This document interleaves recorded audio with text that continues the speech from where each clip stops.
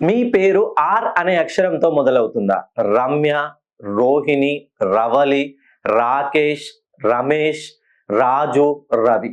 So ఎవరి పేరైతే are అనే అక్షరంతో మొదలవుతుందో వాళ్ళు ఖచ్చితంగా ఈ తేదీల్లో జన్మించి ఉండకూడదు.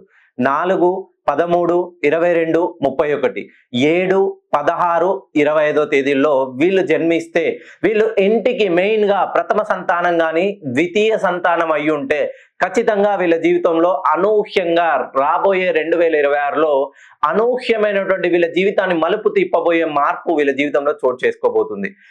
ఎవరైతే ఆర్ అనే అక్షరంతో మొదలవుతుందో వీళ్ళు చిన్నప్పటి నుండి రిజిడ్ గా ఉంటారు. వీళ్ళు నేను చెప్పిందే కరెక్ట్ అన్న వేలో ప్రతిదీ ఆర్గ్యుమెంట్ చేసే విధంగా ఉంటారు.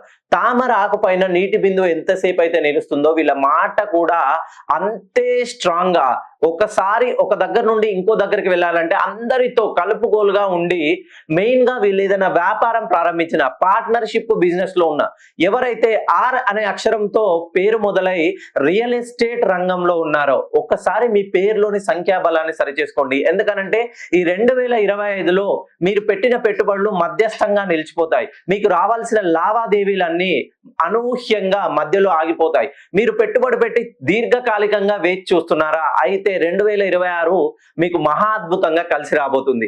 లక్ష్మీదేవి అనుగ్రహం మీకు కావాలంటే ఖచ్చితంగా మీ పేరులోని సంఖ్యాబలాన్ని సరిచేయాలి. మీరు అందరూ అనుకోవచ్చు పేరులో సంఖ్యలను సరిచేస్తే మా ఇంట్లో డబ్బులు ఎలా కురుస్తాయి?